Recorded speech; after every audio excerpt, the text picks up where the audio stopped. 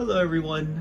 I made robots that can rap battle each other. So this is part of my final year project Mew. It's not quite done yet, but I just thought that this would be a fun place to do a demo and kind of a devlog. Usually I just document these things on my devlog, but this demo would make more sense as a video, and also it's just quite fun to talk about. So yeah, I think we can get started with a demo. So right now it's red and blue, but we can set it to Superman versus Batman, or basically any character that LLMs have read a lot about in general. I fly high, you crawl in the dark, Space Bat. My super strength crushes, your gadgets fall flat. I'm Batman, the caped crusader, ready to fly higher. Superman's just an alien, my gadgets make him a crier. And you see, yeah, it generates the text to speech, and then the robots try to follow the speech. It's very janky, but I think that's part of the charm. I want to spend this video kind of talking about how I put this thing together and how all the different components kind of work. One big clarification I have to make at the very start is that I did not design these cardboard robots. So these cardboard robots were made following the tutorial made by this channel called Cardboard Robots. And so you should definitely check out the video if you want to make one yourself. These are super fun.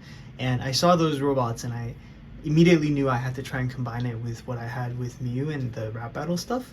Yeah, so with that out of the way, I think I can start breaking this project down into the different components, and then we can kind of walk through each of them.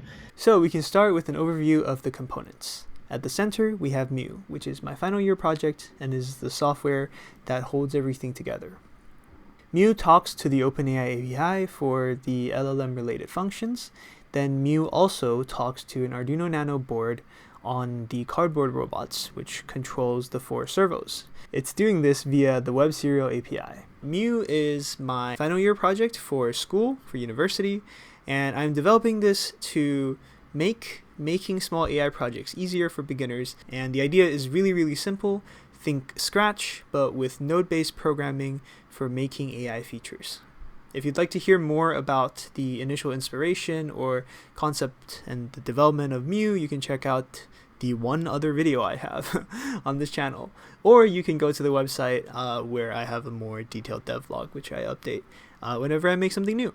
For this video, however, I want to mainly focus on the development of this robot rap battle project, which is actually just one of the demos that I've developed for my software. So moving on to the robot rap battle project, I was inspired by Madverse City, which is a game by Jackbox Games. You have robots rapping against each other in that game, and it's super awesome. I built this demo, we tried it. The response was better compared to the other demos that I was also working on at that time. I had one where it would do rock, paper, scissors. I had one that would do tic-tac-toe. And then I had this one. The few reasons I think it performed better with people. The first one is it's simple enough that somebody walking by could understand what was going on in a single glance. Then the second one was that there's still, interaction from the player, but in this demo, it doesn't take too long. People found it easier to interact with. So then, yeah, I developed that a bit further. I did one small pilot workshop and then one larger pilot workshop with some of my friends at the university. The response was pretty good too. People were genuinely having fun. Yeah, and then I guess that brings us to the next part of this project, which is the hardware. So the cardboard robots. Well, looking at the hardware, first of all, I have to emphasize again that I did not design these cardboard robots. They were made following the tutorial on Cardboard Robots YouTube channel. Links will all be in the description below. I saw how animated they were. Like when they were talking, they were so animated. It was so cute. And in my head, I formed the connection. I was like, wait a minute, that's a talking robot head. I have a talking robot head that I'm working on, in the software for the rapping one. So then what if I could get this talking robot head to be in sync with the text to speech? Would that look like this little guy is rapping? So I got really excited and I made this guy first. In the original design, they use a microbit. I didn't have a microbit, so our makerspace had these Arduino Nanos, and then it's just 2 very basic servos. Okay then, I will try to record my audio as best I can this part, but the servos are really quite loud. Maybe I can pause it first. Okay, stop. Anyways, this part I wanted to show you guys the test setup that I had for figuring out, the range of the mouth, of the neck. But yeah, everything is talking through Web Serial. It's connected to the web page through that, and then I made this custom block that can send, it's literally one position. It just puts, whatever degree you have set here. It takes that value, it sends it to the servo. Not directly to the servo. It goes to the Arduino, and then the Arduino assigns that to the servo that you want. And that's it. It's a really simple setup, and it's probably not the best because there are many layers of conversion happening. These variables are inside of Scratch, and then mu needs to be aware of their values. Then mu needs to communicate to the Arduino, and then the Arduino does the thing. So it's like too many layers, I think. But see, my computer isn't even happy. But yeah, I guess as a proof of concept, this is enough. And I had it animated on a sine wave here. So let's see if it wants to do that. But yeah, this was the setup I had. And then I also added an audio node, which was also a new node that I made for this project. The audio node, it takes the global audio magnitude. I don't know if I'm using those terms properly, but it's the magnitude of the audio signal for the whole website. Not the whole website, just the Scratch VM. You can't even see it. Okay, my computer is really freaking out. But it takes that, and what I did for the lip sync, I guess you could call it, it's not really properly lip synced, but it just maps the opening and closing of the mouth to whatever the magnitude was during the text-to-speech segments. And then you do that twice, and then you have two robots. And it was just a matter of figuring out whose turn it was to go, and that was pretty much it. Yeah, cool. Okay, the next part, this is also something I'm pretty excited to talk about, is the design of the whole thing. So let's get into that as well. Okay, so this part I wanted to share with you guys kind of the design considerations for this whole thing. And I'm going to start with explaining what these guys are typically made for. So I make these to take for demos. I often need to bring these to other places, and so they need to be pretty compact, and they need to be safe when we're traveling, right? So that was something I learned from my previous project, Matchbox. We had a lot of hardware as well, and it was a pain to get everything everywhere. So with this project, my criteria this time was I want everything to fit in a box, and it needs to fit in my backpack, because then I can free up both my hands when we're moving around. So this is what we ended up with. It looks pretty big, and it looks pretty fragile. It's all cardboard. But I'm going to show you guys what I did to make everything fit in here.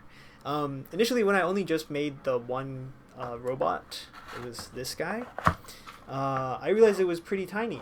And I was comparing it to the size of this box, and I realized that it could fit neatly in there, taking up almost half the space. So then in my mind, I started thinking of what that would look like if I had two. So then I had this sketch here. I was like, I want to make both of them fit in there. So then that's where that requirement came from. So in the end, this is what we ended up with. So I have these two robots. They have these slots here, and they go onto the stage. But the stage itself is also just hollow. So it's really simple for me to pack up everything. And I should probably turn off this. Pack up everything like that. And you need to close their mouths when they're sitting inside there. So you just do that. And then their ears go down as well. Just like that. And the back of their bodies are also hollow, so it's maximizing the amount of space that I can fit, and then everything ends up looking like this. And then that very neatly goes into the box, and the wire as well. and then that all can be closed up. And then if you want to put this, you could put it in earlier and it would be at the bottom, but then that all closes up very, very satisfyingly into this box. And it's a hard plastic box, and that's important to me because I'm shoving this in my backpack and I don't want anything getting swished. And it's so easy to deploy. Look at how quickly I can deploy this. I just take this out. I feel like I'm doing a sales pitch. I just take this out, and everything is wired. So one of the things was I didn't want to have to do any wires for setup, so I made it so that it could collapse without need to unplug anything. Everything is just ready, wired. Boom, you slot that in. You take this. And these front plates are made to be modular as well because you could very easily change the theme of this performance. You could make it like a Shakespeare play if you just put a different plaque here. You know, it could be any kind of setting, and that would be such a fun and easy way to do that. And you can see from the back, everything is hollow, so it doesn't take up that much space. It's also really lightweight, but yeah. I'm pretty proud of how that turned out, actually, because this fits in the box now, and I'm glad that I was able to use what I learned from Matchbox to make this project just a bit better, you know, more demo-friendly. Yeah, and that was kind of all I had to talk about for today. So it's the software, it's the hardware, it's a combination of everything, and it's just kind of all of the fun and interesting discoveries I made along the way. Obviously the project isn't done yet, Mew isn't done yet, and I just wanted to take a small kind of snapshot of where I'm at right now, and just to take this chance to document and share my findings so far. So yeah, if you want to see more of this project, you can check out the website. There is a more detailed devlog that I update over there. Otherwise, please also check out the Cardboard Robots video that he explains how these robots work, and he has also so many other amazing designs that I would also love to be able to put into maybe some other Mew projects as well. That would be really cool. And yeah, I think that's all I have for today. Everything is under development, so I welcome feedback. If you have any other ideas for what this could do, or if you are also curious about kind of the direction of where Mew is heading, I would love to discuss that in the comments with you guys and just hear what everybody thinks about what we have going on here. That's all the updates I had for today, and I'll see you guys next time. Thank you.